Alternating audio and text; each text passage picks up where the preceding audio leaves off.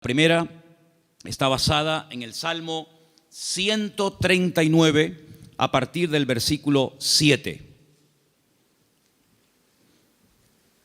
Es un salmo muy interesante porque encontramos en él tres atributos que son única y exclusivamente de Dios. No son atributos ni características del ser humano. Estas tres cualidades o características solamente las tiene Dios. Y en este Salmo 139 aparecen estas tres. Hay salmos que aparece una, en otros salmos aparecen dos, pero en este casualmente, el Salmo 139, podemos encontrar la omnisciencia de Dios. Es decir, Dios todo lo sabe, todo lo conoce, pasado, presente, futuro, Dios lo sabe perfectamente. Y eso lo encontramos en este salmo. Encontramos la omnipresencia de Dios, es decir, Dios está en todas las partes al mismo tiempo. No significa que si está en un lugar se ausenta de otro, sino que la presencia de Dios lo abarca todo. Él está en todas partes, que no es lo mismo que decir en todas las cosas. Eso sería una aberración, decir que Dios está en las cosas. Dios está en todas partes, pero Dios no está en las cosas. Porque si estuviera en las cosas, pues creeríamos en el panteísmo, de tal manera que gente se puede acercar a Dios a través de una oración a un árbol, otros a una estrella, otros a la tierra, etcétera, etcétera. Dios está en todas partes, pero no significa que esté en las cosas de una forma visible, ¿no? Y finalmente, la omnipotencia de Dios. Dios no tiene ningún tipo de limitaciones, ni de espacio, ni de tiempo. Por eso encontramos a Dios con una definición muy breve, pero muy profunda. Es la profundidad de la sencillez de Dios. Que Dios es espíritu. No lo limita el tiempo, no envejece, no caduca. La Biblia ha sido escrita en un lenguaje humano donde aparecen muchas figuras retóricas para explicar lo que Dios es y lo que Dios hace. Y hay una figura muy común en la Biblia que se llama antropomorfismos. Y es utilizar elementos del cuerpo humano para hablar de aspectos o características de Dios. La Biblia dice o habla del brazo del Señor, sobre quién ha creído nuestro anuncio y sobre quién se ha manifestado el brazo del Señor. La Biblia habla de los ojos de Dios, la Biblia habla de la mano de Dios, pero son simplemente eso, antropomorfismos, es utilizar un lenguaje conocido, un lenguaje humano, ¿verdad? Distintas partes del cuerpo, para describir la naturaleza de Dios en la vida de su creación, en la vida de los seres humanos. Hemos oído a veces escuchar como que la naturaleza tiene el libre albedrío de hacer cuanto quiera, y no es verdad. Las leyes de la naturaleza las estableció Dios desde el principio de los tiempos. Fíjense qué curioso que todas las leyes que el hombre ha ido descubriendo con el paso del tiempo son leyes que estaban ocultas a los ojos del hombre. El hombre no las ha inventado, simplemente las ha descubierto, ¿verdad? Pero son leyes que Dios estableció desde el principio de los tiempos. Y uno de los libros más profundos de la Biblia, que es el libro de Job, encontramos el peso de la tierra, encontramos los nombres de algunas constelaciones y estrellas, encontramos cómo el viento pesa, ¿verdad? Cosa que no se descubrió hasta muchos siglos después, y encontramos muchas cosas muy interesantes acerca de las leyes de la creación.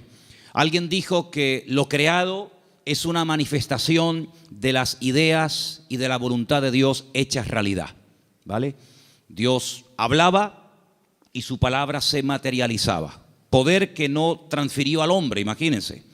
Es un poder es un poder que solamente se limita a él. Dios habla y lo que Dios ordena se materializa, se cristaliza, ¿sí? Sea la luz o sea cualquier otro elemento. Ahora, en el Salmo 139 vemos estos tres atributos de Dios, repito, omnisciencia, omnipresencia y omnipotencia. Y a partir del versículo 7, el salmista se hace una serie de preguntas muy interesantes, pero las hace en forma de sorpresa. Aquí dice, ¿a dónde me iré de tu espíritu? ¿A dónde huiré de tu presencia? Si subiere a los cielos, allí estás tú. Si en el Seol hiciere mi estrado, he aquí, allí tú estás. Si tomare las alas del alba y habitare en el extremo del mar, aún allí me guiará tu mano y me asirá tu diestra. Si dijere, ciertamente las tinieblas me encubrirán, aún la noche resplandecerá alrededor de ti. Aún las tinieblas no encubren de ti, y la noche resplandece como el día. Lo mismo te son las tinieblas que la luz. ¿Cuántos dicen amén?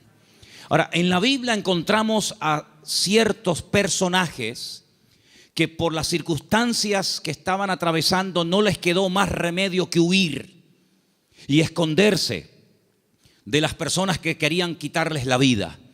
Por ejemplo, piensen en Moisés. Cuando él tenía 40 años, dice la Biblia que él para mediar en una disputa, en una pelea, dice que él se levanta contra un egipcio y lo mata y lo oculta. Pero aparentemente se ve que su crimen, su asesinato no quedó, digamos, oculto. Y al día siguiente alguien le dice, ¿me vas a matar a mí como ayer mataste al egipcio?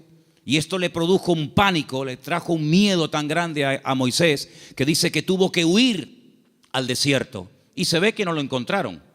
Se ve que el faraón, que a lo mejor intentó encontrarlo, fue todo en vano, porque pasó 40 años en el desierto y la Biblia no dice en ningún momento que a Moisés lo localizaron y lo llevaron a Egipto y lo sentenciaron. Por lo tanto, supo huir y se escondió, pero tuvo que huir. Tenemos, por ejemplo, el caso de David. David es un joven que recibe el llamado de Dios, la unción, el respaldo de Dios siendo muy joven. El profeta Samuel derrama sobre él aquel cuerno lleno de aceite que tipificaba la unción que él tendría el día de mañana para ser el segundo rey de Israel. Y dice la Biblia que durante muchos años, David tuvo que huir y tuvo que escaparse y esconderse porque Saúl estaba obsesionado con quitarle la vida. Y se ve que lo hizo bien, por supuesto, la bendición de Dios también estaba con él, porque Saúl nunca lo encontró, a pesar de que muchas veces estuvo muy cerca de echarle mano, incluso hasta de quitarle la vida. Así que vemos que hay hombres en la Biblia, seguramente hay otros, que tuvieron en momentos puntuales de la vida que huir. Pero lo que me llama la atención es que estas personas huían de hombres y fueron capaces de ocultarse de esos hombres, sea Faraón, sea Saúl, que querían quitarle la vida. Pero lo curioso es que en el primer libro de la Biblia, el libro del Génesis, el primer hombre intenta jugar al escondite con Dios. Porque dice la Biblia que cuando Adán peca, se esconde de Dios, como si Dios no supiera dónde está. Es decir, Adán está tratando a Dios como si fuera un hombre. Así como Saúl no pudo encontrar a David porque sabía dónde esconderse, y así como Moisés se supo meter en el desierto y no lo encontraron, Adán creía que se podía ocultar de Dios. Sin embargo, el Señor sabía perfectamente dónde está.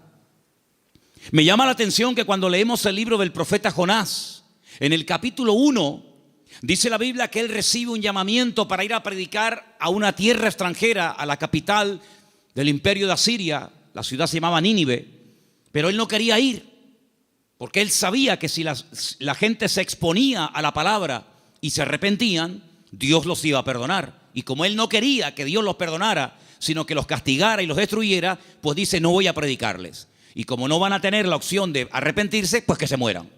Y entonces dice que desciende a una ciudad que en la Biblia se llama Jope, pero que en la actualidad se llama Jaffa, y dice que toma un barco para huir de la presencia del Señor. Bueno, hay un momento en el que los marineros le preguntan, ¿qué haces aquí? ¿Cuál es tu nacionalidad? Y dice que los marineros se dieron cuenta de que él intentaba huir de la presencia del Señor. ¿Eso qué significa? Bueno, en ese momento y hasta siglos más tarde, se creía que Dios donde estaba y donde Dios vivía y moraba era en Jerusalén, en el templo que estaba en el monte Moriah. Y cuanto más lejos me alejara de Jerusalén, y si encima me monto en un barco y me voy mar adentro, pues es como que la presencia de Dios la dejo atrás y Dios pues no me encuentra. Yo estaba leyendo hoy justamente el libro de Jonás y hay una canción que nosotros cantamos en la iglesia, parte del Salmo 118, que dice: desde la angustia invoqué al Eterno y Él me oyó. Y en la oración que Jonás hace desde el vientre del gran pez, pues dice la Biblia que él dice: desde la angustia invoqué al Eterno y Él me respondió. Así que el Salmo 118 Jonás lo sabía perfectamente, pero el 139 se ve que se olvidó. Porque el 139 el salmista dice: ¿a dónde me voy a esconder? ¿A dónde voy a huir de tu presencia? Vaya a donde vaya, sea hacia arriba, sea hacia abajo, sea a la izquierda o sea a la derecha, nunca podré huir de tu presencia, porque él tenía bien claro el concepto de la omnipresencia del Señor. ¿Cuántos dicen amén? Ahora, esta gente huía en el sentido negativo, pero hermanos, esto nos tiene que producir un gozo y una alegría a todos y a cada uno de nosotros enorme, inmensa. ¿Sabéis por qué? Porque vayamos a donde vayamos, no importa las circunstancias en las que nos encontremos, la presencia del Señor siempre, siempre estará a nuestro lado. ¿Cuántos dicen amén? No importa si te encuentras en una cárcel, allí el Señor sabe que estás. ¿O acaso nos hemos olvidado de que una noche bien tarde Pablo y Silas cantaban, los presos les oían, pero no solamente los presos les oían, sino que el Señor en el cielo también les oía y dice que los liberó de una forma tremenda? ¿Cuántos dicen amén? Dice la Biblia que cuando estaba en la tempestad, al día siguiente, cuando llevan ya más de 20 días en ayuno, sin ver estrellas, sin ver sol, perdidos, desesperados en medio del mar Mediterráneo, se levanta el apóstol Pablo y dice: no tengan ningún temor, porque anoche estuvo en mi camarote el Señor y me dijo que si nos mantenemos unidos, nadie va a perder la vida. Luego lo vio en la cárcel y también lo vio en la tempestad. Pero también se acordó de que en el desierto había un viejito llamado Moisés, que hacía 40 años que había huido de Egipto, y el Señor lo encontró. Y el Señor sabía que en aquel pozo, aunque los hermanos se tapaban los oídos y no querían oír los gemidos y los gritos de José, la Biblia nos enseña que el Señor siempre estuvo con José en el pozo y posteriormente en la cárcel. No hay ni un solo lugar donde nosotros vayamos en esta vida donde el Señor no esté a nuestro lado, sino que incluso hay una promesa del Señor que nos dice: he aquí yo estoy con vosotros todos los días hasta el fin del mundo. Hoy estaba analizando, estaba echándome un rato la siesta y de repente ¡pum!, me desperté como un resorte y me fui a mi oficina y empecé a escribir todo lo que me venía a la cabeza. Y fíjate, me venía a la cabeza cuando Elías, huyendo, otro que huye también, en este caso no de un rey, no de un faraón, sino de una mujer llamada Jezabel, la reina perversa, esposa de Acab, que quiere matarlo. Dice que salió corriendo, huyendo para que Jezabel no pudiera matarlo. Y dice que se mete dentro de una cueva. Y entonces dice que de repente se produce un terremoto tremendo, tremendo, a tal punto que dice que las rocas se parten por la mitad. Pero dice, Dios no estaba en ese terremoto. Más adelante dice que viene un viento huracanado espectacular, tremendo, que lo arranca todo. Y dice, pero Dios no estaba allí tampoco. Y al final, después de muchos, cosas de la naturaleza, dice que viene un viento apacible. Y él reconoce que en esa calma y en esa quietud estaba el Señor. Y me venía a la mente el capítulo 37 de Ezequiel, cuando dice que el Señor le permite ver un valle lleno de huesos secos en gran manera. Y dice que no se levantaban ni producían ningún temor porque no estaba el Espíritu de Dios dentro de ellos. Si como la Biblia dedica tiempo a decir dónde Dios no está, pero también la Biblia dice dónde Dios sí está. Por ejemplo, también apuntaba todas las veces que ocurren tragedias y desgracias en la vida. A continuación añade la Escritura y dice, pero el Señor estaba con José. ¡Qué maravilla! Hermanos, saber que nuestro Dios está con nosotros todos los días, ¿no te produce una alegría y una tranquilidad de saber que pase lo que pase y venga lo que venga y digan lo que digan, nuestro Dios está con nosotros porque es omnipresente. No hay que ir a un lugar específico a visitarlo, como durante siglos y generaciones tenían que hacer las 12 tribus de Israel, que 3 veces al año tenían que viajar cientos o miles de kilómetros para ir a Jerusalén a visitar y a celebrar la fiesta del Eterno, sino que el Señor ha prometido estar con nosotros en cualquier momento, en cualquier lugar. No importa si somos jóvenes, adolescentes, niños o ancianos. No importa si estamos en la iglesia, en la casa, en el trabajo, en un barco, en un avión, en un submarino. No importa. La presencia del Señor siempre estará a nuestro lado, y eso significa que la protección del Señor siempre estará con nosotros. Esa es la primera verdad que quiero compartir con ustedes en esta tarde. Y si habéis prestado atención a la lectura, ¿cuál fue la lectura de hoy? ¿Cuál fue? Salmo 121. ¿Cómo empieza el Salmo 121? Alzaré mis ojos a los montes. ¿De dónde vendrá mi socorro? Ay, amigo, cuando tú estás donde empezaban los peregrinos que iban a Jerusalén a celebrar las fiestas, cuando tú te pones en el principio de ese camino, allí en lo alto, en Galilea, y ves un camino estrecho, rodeado de unas montañas gigantescas, y te explican que en esas montañas se ponían los ladrones y las bandas armadas para robarle las ofrendas y los diezmos que iban a llevar al templo a Jerusalén.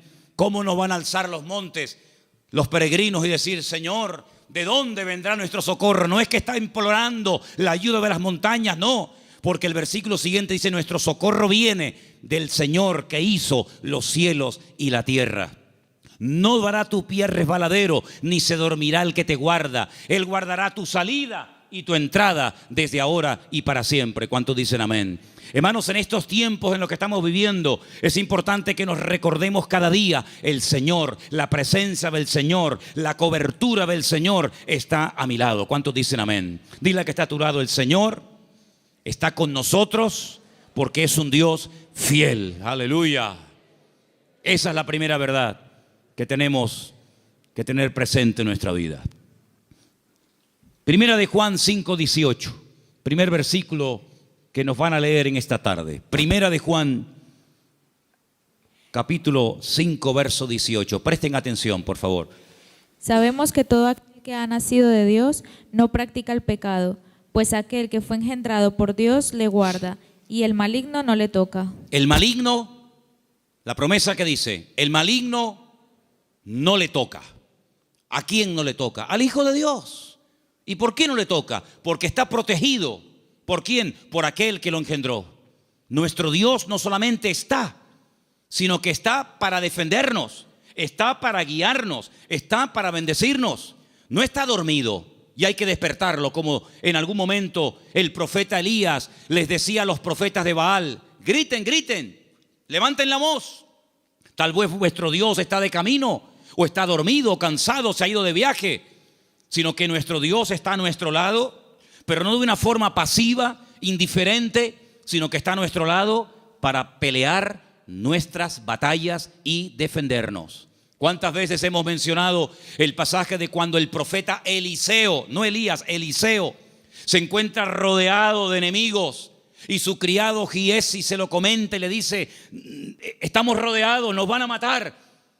Y el profeta Eliseo ora para que el Señor le abra los ojos espirituales a su criado incrédulo Giesi, porque le dice: más son los que están con nosotros que los que vienen contra nosotros. Y entonces él pudo ver por los ojos de la fe cómo la presencia del Señor estaba alrededor de aquella casa, y aquellos que venían a matarlos al final quedan ciegos y ellos los tienen que guiar hasta salir de la ciudad. Hermanos, ese es nuestro Dios, un Dios que ha prometido estar con nosotros todos los días. Estemos también nosotros con Él todos los días. ¿Cuántos dicen amén?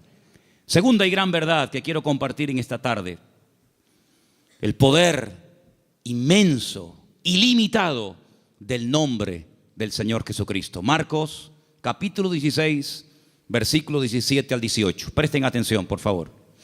Y estas señales seguirán a los que creen. En mi nombre echarán fuera demonios, hablarán nuevas lenguas, tomarán en las manos serpientes, y si bebieren cosa mortífera no les hará daño. Sobre los enfermos pondrán sus manos y sanarán.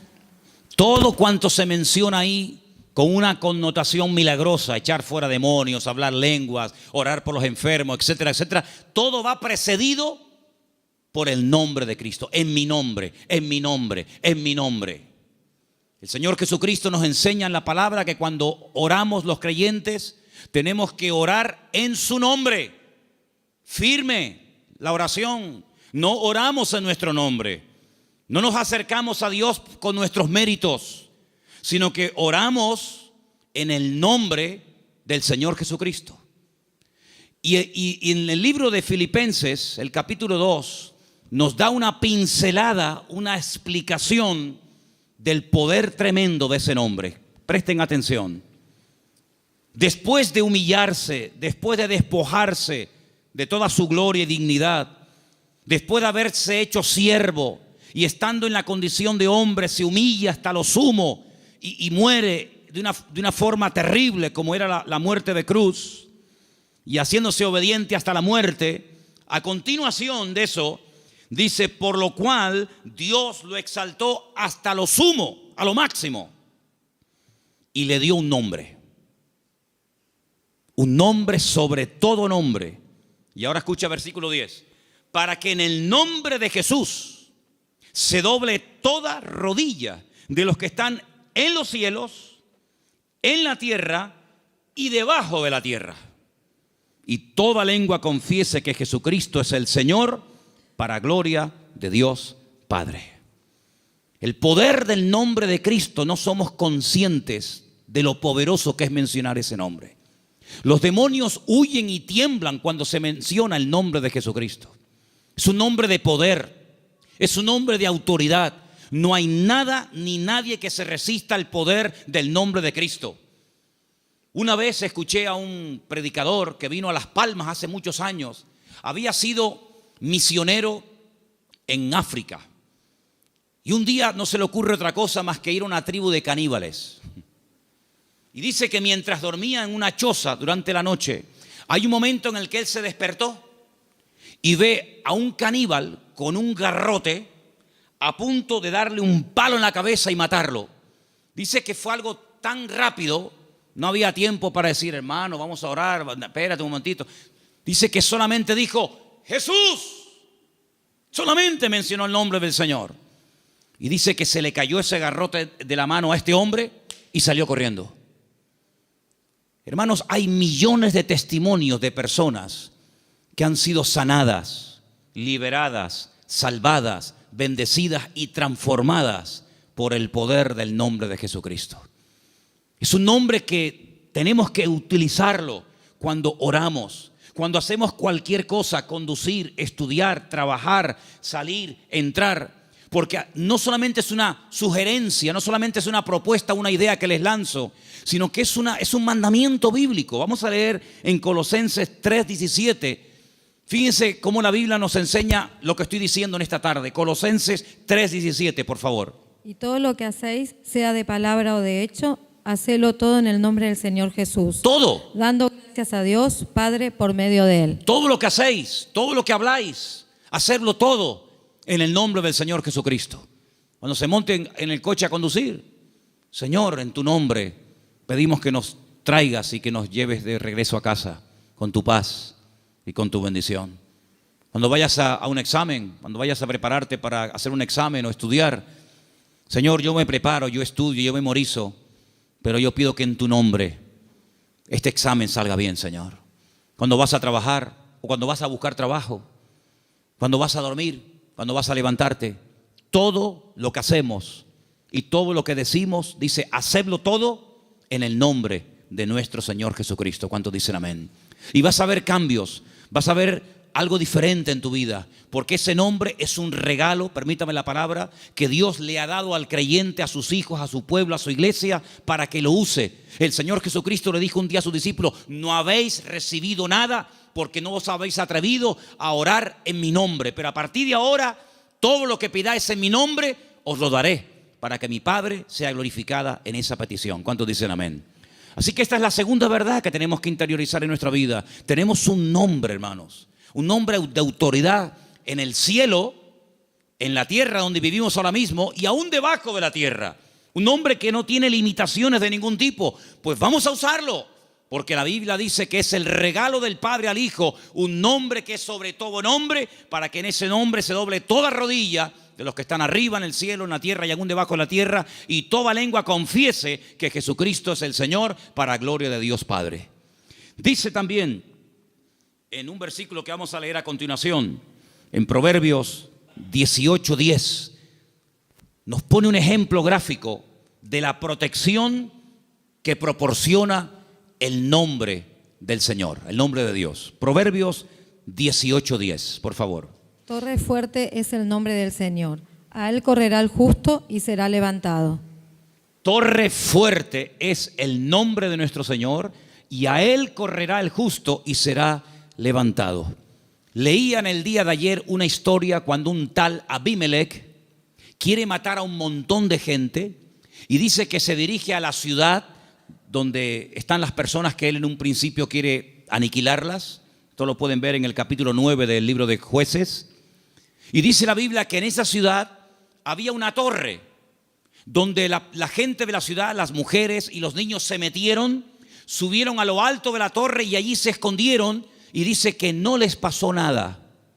Yo no sé si el salmista se inspiró en esa historia para escribir estas palabras. Torre fuerte es el nombre de nuestro Dios. A él correrá el justo y será salvado en el tiempo de la angustia, en el tiempo de los problemas.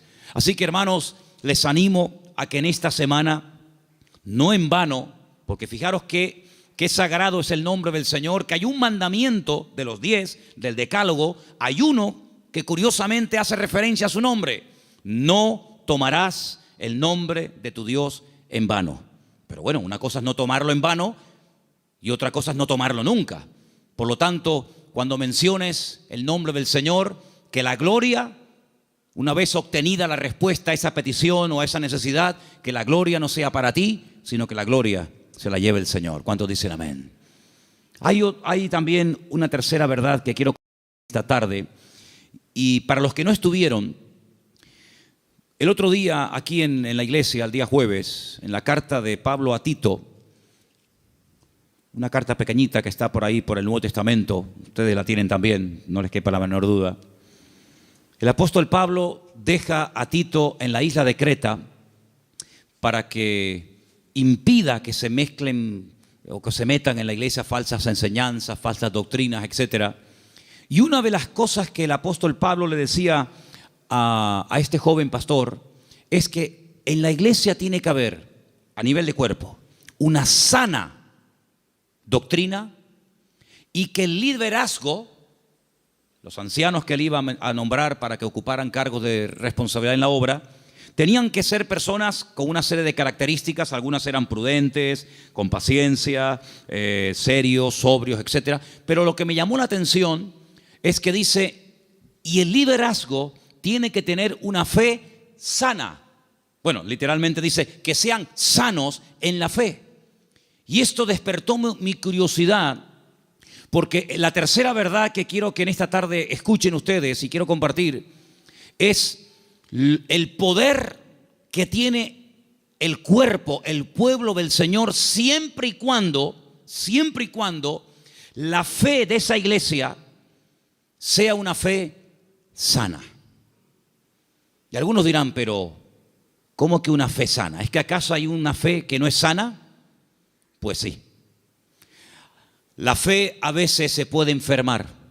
De hecho, vimos el jueves, repasamos un poco, que hay un momento puntual en el ministerio del Señor Jesucristo en el que algunos discípulos vienen y le dicen, Señor, nos ha pasado algo y queremos contártelo. Hemos entrado a una ciudad y no nos han querido recibir. No han sido hospitalarios, han sido fríos. Incluso nos han pedido que nos marchemos de la ciudad, que no quieren saber nada de ti, de tu ministerio, ni de tus palabras. Y le dicen ellos al Señor, y uno de ellos era nada más y nada menos que Juan. ¿Quién lo diría? Señor, ¿quieres que oremos para que caiga fuego del cielo y los destruya a todos? Oye, qué fe, ¿eh? Ellos creían que si oraban y que cayera fuego del cielo, el Señor respondería a sus oraciones. Pero el Señor dice, alto. No. Ese espíritu no es el que debe de caracterizar a un discípulo mío. La fe no es para destruir, la fe es para edificar. Si en todo lugar donde no nos escuchan vamos a pedir fuego, vamos a prenderle fuego a todo el país. Y una vez dije, ¿por qué se creen ustedes que el Señor se llevó al profeta Elías? Porque como siguiera como seguía, le iba a prender fuego a todo el país. El único que iba a quedar con vida era él. Pero saben, hermanos, esa es una fe distorsionada. Es una fe mal encaminada. Es una fe que, como una especie de lámpara de Aladino, te crees que todo lo que pides tienes que recibirlo. Y no está basada en la razón, no está basada en la palabra, en el sentido común, sino está basada en una emoción, en un rechazo que sientes hacia una gente que no te ha querido escuchar. Y es una fe que no tiene nada que ver con una fe sana, que es la fe que tiene que tener el creyente. Es una fe totalmente distorsionada, una fe que no es la que yo quiero que ustedes tengan. Luego Pablo también hablaba de que había gente que tenía fe fingida. Fe fingida. Y Pablo dice a Timoteo, yo doy gracias a Dios que la fe que tú tienes no es fingida. Porque la fe que tú tienes primeramente la tuvo tu abuela y después se la traspasó a tu madre y ahora la tienes tú. Y dijimos que esa fe no fingida tiene que ver con una fe sincera, sin mezcla, sin hipocresía. Otra versión dice sin engaño, sin máscara. Hablamos también acerca de que hay fe, hay gente que tiene fe, pero es una fe muerta. Tienen fe, pero está muerta. ¿Y cuál es la fe muerta? La que no produce obras. Dice la Biblia, la fe sin obras está muerta. Por lo tanto, cuando vamos a este tercer punto y hablamos acerca de la protección sobrenatural que hay sobre nuestra vida y de lo indestructible que es el pueblo del Señor, para que eso se dé, tiene que haber una fe sana entre nosotros. No una fe rara, distorsionada, enferma, sino una fe puesta en las promesas y en la palabra de nuestro Dios. ¿Cuántos dicen amén? Y entonces esa fe va a traer estabilidad. Esa fe va a traer una revelación del verdadero Dios al cual tenemos que honrar, adorar y servir. Porque yo creo con todo mi corazón que la forma como oramos, la forma como nos planteamos nuestro estilo de vida, las decisiones que tomamos o no, es decir, todo lo que hacemos en la vida como creyentes gira en torno al concepto que tenemos de nuestro Dios. Es decir, si nuestro concepto de Dios está equivocado, por mucha fe que tengamos, no estamos actuando correctamente. Y volvemos al principio del mensaje de hoy. Jonás creía que había lugares donde se podía esconder de Dios y Dios no encontrarlo. Dice que él huía de la presencia de Dios, huía del llamado de Dios, de la responsabilidad. ¿Por qué? Porque no quería cumplir con el llamado de Dios. Y hace exactamente lo mismo que hizo Adán en el jardín del Edén: huir, esconderse de Dios. Y él creía que uno se podía esconder de Dios. Y él actuaba en base a esa creencia equivocada. Por lo tanto, es muy importante que nosotros nos preguntemos de vez en cuando, a la luz de las Escrituras, si la forma como yo estoy orando y pidiendo las cosas, si la forma como yo estoy viviendo mi relación con el Señor es una relación basada en una fe sana o en ideas distorsionadas y equivocadas.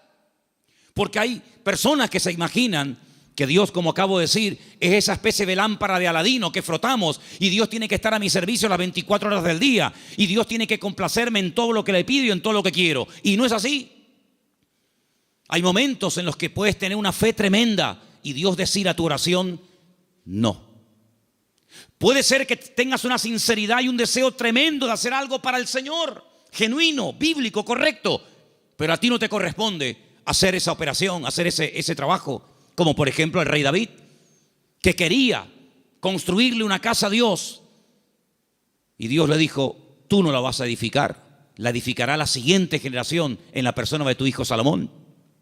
Hay momentos en los que el mismo apóstol Pablo quería ir a ciudades a predicar el evangelio. ¿Será bíblico predicar la palabra? Por supuesto. Es un mandato del Señor, claro, ir por todo el mundo y predicar el evangelio. Pero también hay que decirlo que hay momentos en los que el Pablo quería ir a ciertos lugares a compartir y el Señor le decía, no, ahí no, en Bitinia no. Bueno, pues me voy a Misia. No, ahí tampoco. Y uno dice, pero Señor, ¿no es tu voluntad ir a predicar a todas partes tu palabra? Sí, pero cada sitio y cada persona tiene su momento y tiene su lugar. Y ahora no es el momento de ir aquí, ahora es el momento de ir allá. Y Pablo, que era sensible a la voz del Espíritu, Pablo, que era una persona que se dejaba tratar y moldear, pues no era un niño caprichoso con la pataleta que cuando no le das la chupeta se pone a montarte un lío tremendo, sino que decía, bueno, pues si no es por aquí, será por allá. En otras palabras, no se venía abajo, no se derrumbaba, no se desanimaba, sino que él seguía probando, hasta que al final encontró el lugar idóneo donde el Señor quería llevarlo y usarlo. Por lo tanto, es muy importante que la iglesia interiorice esta verdad. El Señor nos quiere usar. Tenemos que cumplir con nuestras responsabilidades. Por supuesto que sí, pero ¿estaré yo preparado para eso que quiero hacer? La Biblia nos enseña que cuando José era un joven, ya él sabía lo que Dios quería hacer con su vida. Yo creo que pecó un poco de imprudente. Abrió su corazón a sus hermanos. Tal vez lo mejor hubiera sido abrírselo solamente a su padre, pero él le abrió su corazón a sus hermanos, le contó los sueños que había tenido y se buscó la ruina de su vida. Bueno, después al final, lógicamente, sabemos que el Señor utilizó todo aquello y lo convirtió en algo positivo, ya lo sabemos. Pero hermanos, él tuvo que esperar desde el momento que recibe la revelación de la voluntad de Dios para su vida, hasta que él ve que eso se cumple, pasaron muchos años, pasó mucho tiempo. ¿Por qué? Porque el Señor tenía que tratarlo y tenía que prepararlo y tenía que capacitarlo. Y lo tuvo que hacer pasar por situaciones terribles, pero en todas y en cada una de ellas aprendió lecciones que lo marcaron para toda la vida. Y cuando llegó el momento, el Señor lo levantó y el Señor lo utilizó. Por eso, amados hermanos, ¿en qué momento, en qué etapa del camino te encuentras? Sin embargo, cuando le escribe el apóstol Pablo a Timoteo, le dice: Timoteo, Dios no nos ha dado espíritu de cobardía.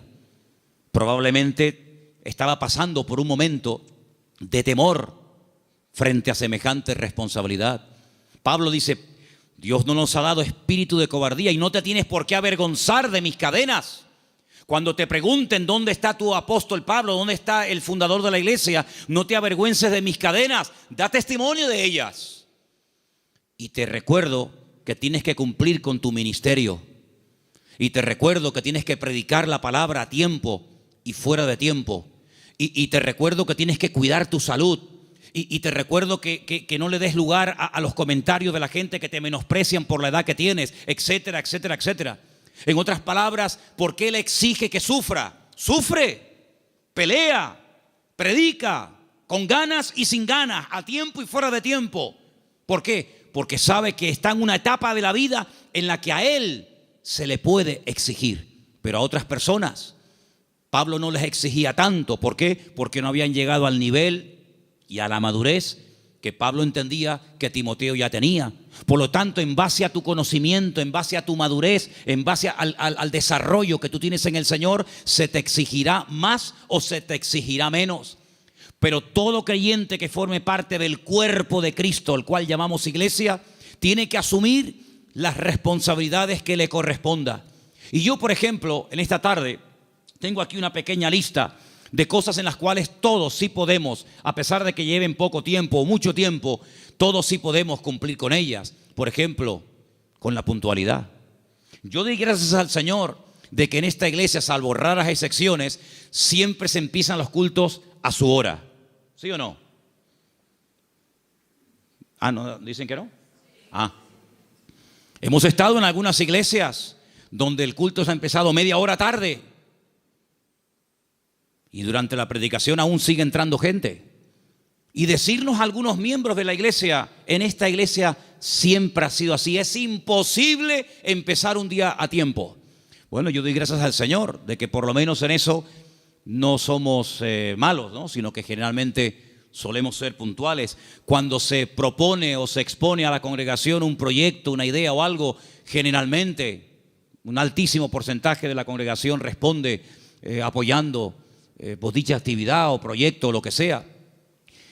En otras palabras, hermanos, la iglesia va a crecer en la medida en la que tú crezcas. La iglesia, cuando hablamos de iglesia, ¿qué es la iglesia? La iglesia eres tú, y tú, y tú, y cada uno de nosotros. Y la iglesia, ese concepto a veces tan abstracto, como dice la iglesia ¿qué es? Pues la iglesia eres tú.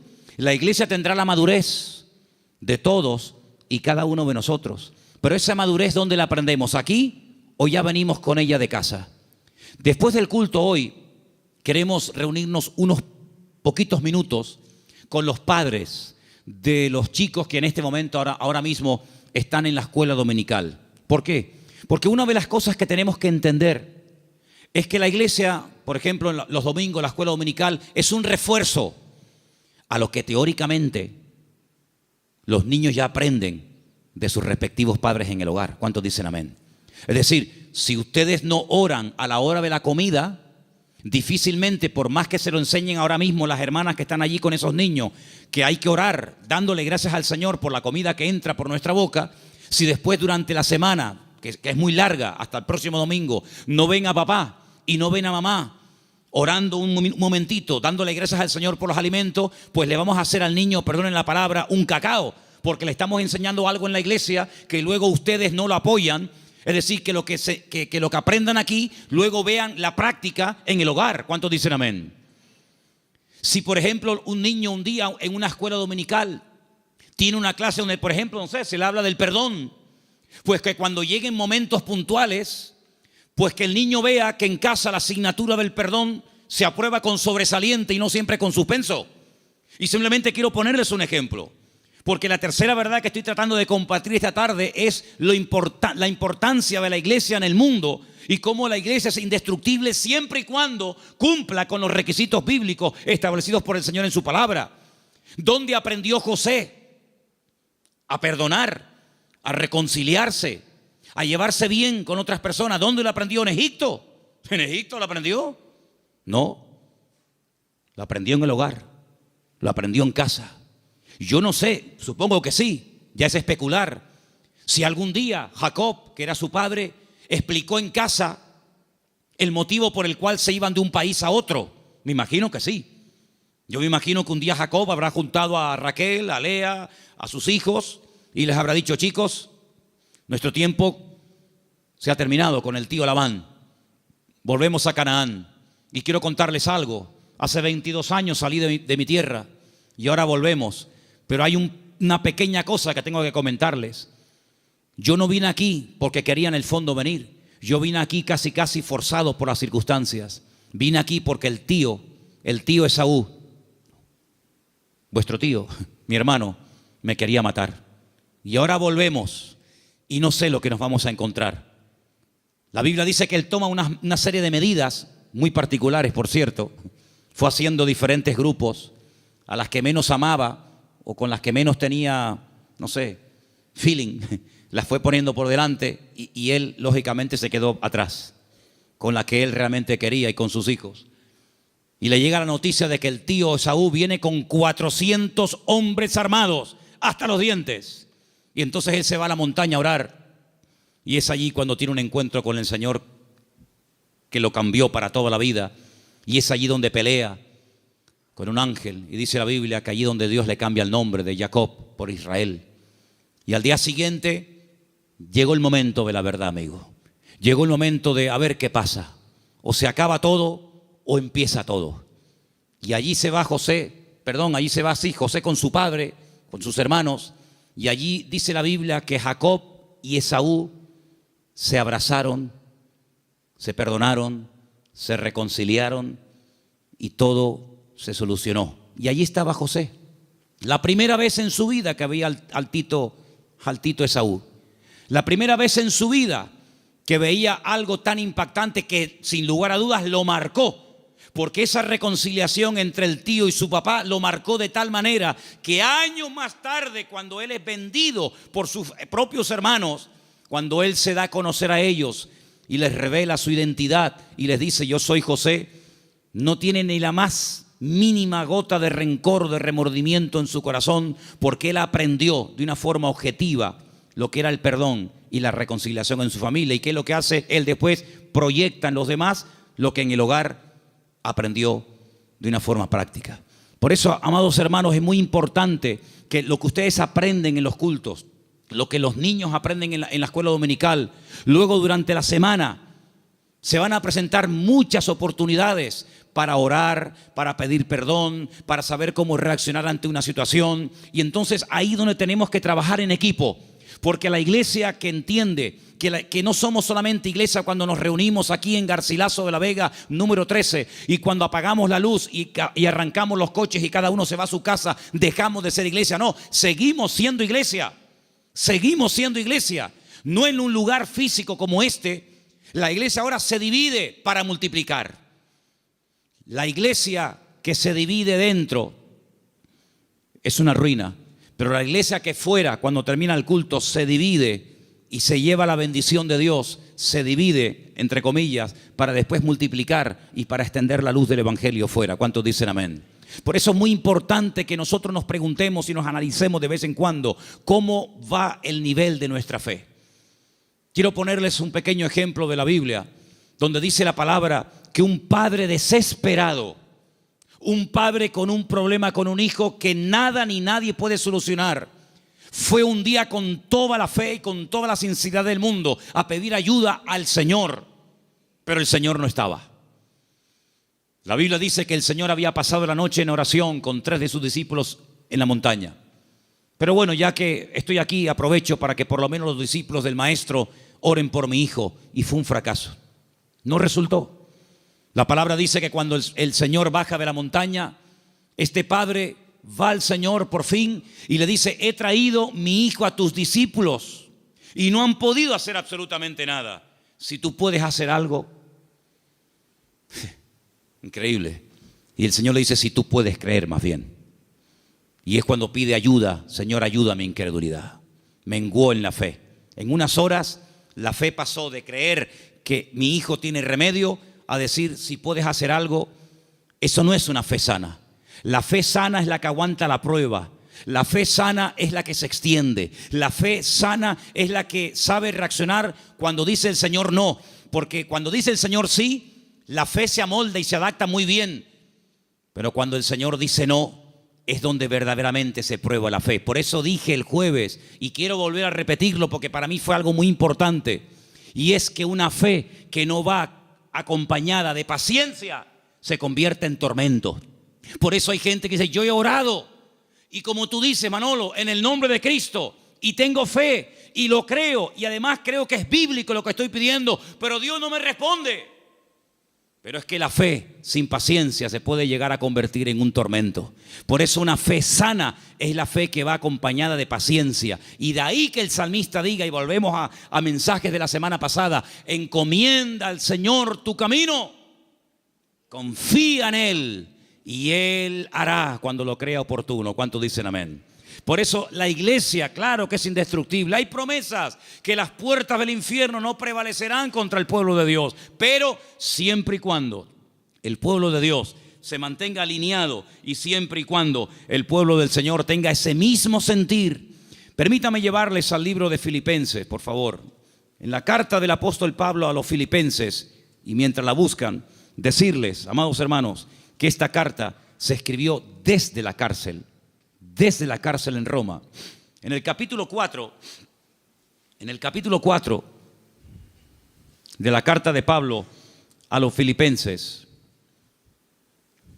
ustedes van a encontrar que el apóstol Pablo está hablando de gozo, de regocijarse.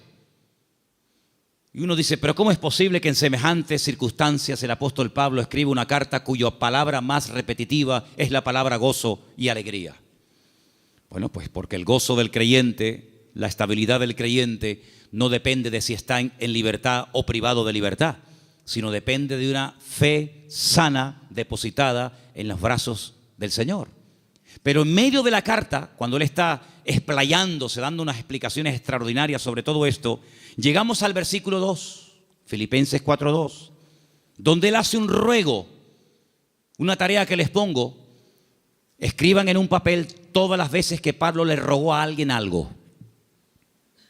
No lo hace mucho, Pero aquí tienen un ejemplo. Este no vale, tienen que buscar otro. Le ruega a Evodia y a Síntique que sean ¿qué? De un mismo sentir en el Señor. Evodia y Síntique eran unas hermanas de esta congregación, eran creyentes, fieles asistentes a la congregación, que no les está haciendo un llamado para que acepten al Señor en su vida y se conviertan. No, ya son creyentes, son hermanas de la congregación, pero entre ellas hay algo. No son de un mismo sentir. Algo pasó entre estas hermanas que a Pablo le perturba. Y Pablo hay un momento en el que hace un paréntesis en el desarrollo del tema de la carta de Filipenses y dice: ruego a Evodia y a Síntique que sean de un mismo sentir en el Señor. Porque una iglesia, como un matrimonio que tiene un mismo sentir, es algo indestructible. ¿Cuántos dicen amén? Pero una iglesia donde uno dice arriba y otro dice abajo, uno dice a un lado y otro dice a otro, donde uno dice no, oremos, otro, no, ayunemos, no, discipulemos, no, evangelicemos, salgamos, no, quedémonos. Difícilmente esa iglesia puede ser una iglesia bendecida y una iglesia que impacte a la gente que lo rodea. Pero cuando hay un mismo sentir en el Señor, cuando el capitán de la nave es el Espíritu de Dios y la cabeza de la iglesia es el Señor Jesucristo, esa iglesia puede avanzar, esa iglesia puede ser una bendición y esa iglesia es un botón, un punto de referencia en el mundo espiritual de algo que el Señor está haciendo en este lugar. Porque permítame decirle que una de las grandes enseñanzas del apóstol Pablo, y esto tiene una profundidad tremenda, inmensa, es que dice que la iglesia no solamente puede tener un impacto a nivel de sociedad, como evidentemente lo tiene con los vecinos, con los familiares, con los que vienen, etcétera, sino que dice el apóstol Pablo, es una enseñanza muy profunda que comparte con los efesios, es que la iglesia, según cómo se comporte, según cómo actúen sus miembros, según cómo se relacionen unos con otros, tiene también un impacto en el mundo espiritual, ante los principados y ante las potestades. Y uno dice, pero ¿cómo puede ser eso? Claro que sí. La iglesia puede llegar a ser un freno. La iglesia puede llegar a ser una luz. La iglesia puede incluso impedirle al enemigo que campe a sus anchas y que haga lo que le dé la gana. Porque la iglesia es un freno en el mundo espiritual que el diablo reconoce perfectamente. ¿O se creen ustedes que el diablo no sabe que tú eres un hijo de Dios? ¿Se creen ustedes que el diablo no nos ve a nosotros? ¿Se creen ustedes que los demonios no nos observan cada día cómo hablamos, cómo oramos o cómo no oramos, cómo entramos, cómo salimos? Claro que lo ven. Había una vez unos jóvenes que querían echar fuera un demonio de un hombre y cuando fueron a orar por él no se les ocurre otra cosa. Qué listos y qué tontos al mismo tiempo. Querían echar fuera los demonios en el nombre del Cristo que predica Pablo. Y los demonios le respondieron y les dijeron a los 7 hijos de Seba, así se llamaba el padre de estos muchachos: conocemos a Pablo y conocemos al Cristo que predica Pablo, pero a vosotros no os conocemos absolutamente de nada. Así que el diablo sabe dónde vivimos, sabe nuestra identidad, sabe nuestro nivel de madurez, sabe nuestro nivel de santidad con el Señor, sabe hasta dónde puede llegar, porque como dije al principio, hay una protección, una cobertura sobrenatural 24 horas al día sobre la vida de la iglesia, sobre la vida de cada uno de sus hijos. Pero a veces nosotros podemos abrir rendijas, a veces nosotros incluso hasta le damos ideas al enemigo. Por eso dice Pablo, no le deis lugar al diablo. No le des lugar al diablo en tu casa. Si hay algo por donde está colando el enemigo, sé sabio y quítalo, elimínalo. Si hay algo en tu vida que produce que entres en un picado, en un enfriamiento, en un apartamiento de la palabra y del Señor, aléjalo de tu vida. Rodéate de gente espiritual. Lee libros que te edifiquen y no que te destruyan y te confundan más. Acércate a la palabra del Señor, busca al Señor. Porque cuando tú te metes en la presencia del Señor, todo lo que tú aprendas, todo lo que tú recibas, todo lo que tú crezcas, después cuando vengas a la congregación, aunque no hayas abierto la boca y nadie se haya enterado que has entrado ni que has salido, te puedo asegurar que tu vida en el mundo espiritual produce un impacto. ¿Cuántos dicen amén? Y podemos tener el enemigo a raya simplemente con nuestra presencia. Por eso, amados hermanos, estas tres verdades, la protección y la presencia del Señor permanente sobre nuestra vida, el poder y la autoridad del nombre de Jesucristo y la responsabilidad y el privilegio de formar parte del pueblo del Señor, que ¿saben cómo lo define el Señor? ¿Saben cómo nos define nosotros el Señor? Real sacerdocio, nación santa, pueblo adquirido por Dios, para que anunciemos las virtudes de aquel que nos llamó de las tinieblas a su luz admirable. El concepto que tiene el Señor de su iglesia es tan grande que dice: para mí, mi iglesia, tú y tú y tú y yo y cada uno de nosotros, Él dice: ustedes son mi cuerpo. Yo soy vuestra cabeza, pero vosotros sois mi cuerpo en la tierra. Somos los ojos, las manos, la boca de Cristo en esta sociedad donde Él nos ha puesto. Y amados, yo les digo algo, lo dije la semana pasada y lo quiero repetir ahora. El mundo está cambiando tan rápidamente que las iglesias van a ser lugares donde mucha gente desesperada, vacía, confundida y desorientada va a venir buscando ayuda. Porque miles de personas en su desesperación, en la pérdida de su trabajo, de salud, de marido, de familia, etcétera, ¿a dónde fueron? ¿A quién recurrieron? ¿A quién les pagaron? A muchos astrólogos, magos, santeros, brujos, adivinos, ¿sí o no? Mucha de esa gente que se ha llevado tremendas desilusiones, mucha de esa gente que ha perdido dinero, mucha de esa gente que se han llevado una desilusión tremenda y han visto que no han obtenido resultados, sino ha sido lo peor. El Señor nos va a poner a cantidad de gente en nuestro camino y llegará el momento cuando tú tendrás que darte cuenta de que tu vida proyecta una imagen en la sociedad en la que vivimos. Espero que nos podamos representar dignamente los unos a los otros. ¿Cuántos dicen amén? Les quiero hacer una pregunta. ¿Cómo se sentirían ustedes si yo mañana viniera al púlpito con el pelo de color verde? ¿No les gustaría, hermanos, un cambio de look en el pastor? Unos tatuajes, unas cadenas, unos piercing. ¿Cómo se llama eso que se pone en las orejas? No, zarcillos no, lo otro. Dilataciones, unas dilataciones. ¿Qué les parece? Como que no, ¿verdad? Como que no. Tal vez a una parte, a un grupo de personas que digamos que se visten y actúan así, no sé, tal vez a lo mejor les haría gracia un tiempo que un señor ya de cierta edad llamado pastor se vista así. Pero son más los que dejaríamos de alcanzar que los que alcanzaríamos con esas pintas, ¿sí o no? Pues sabe una cosa, hermano,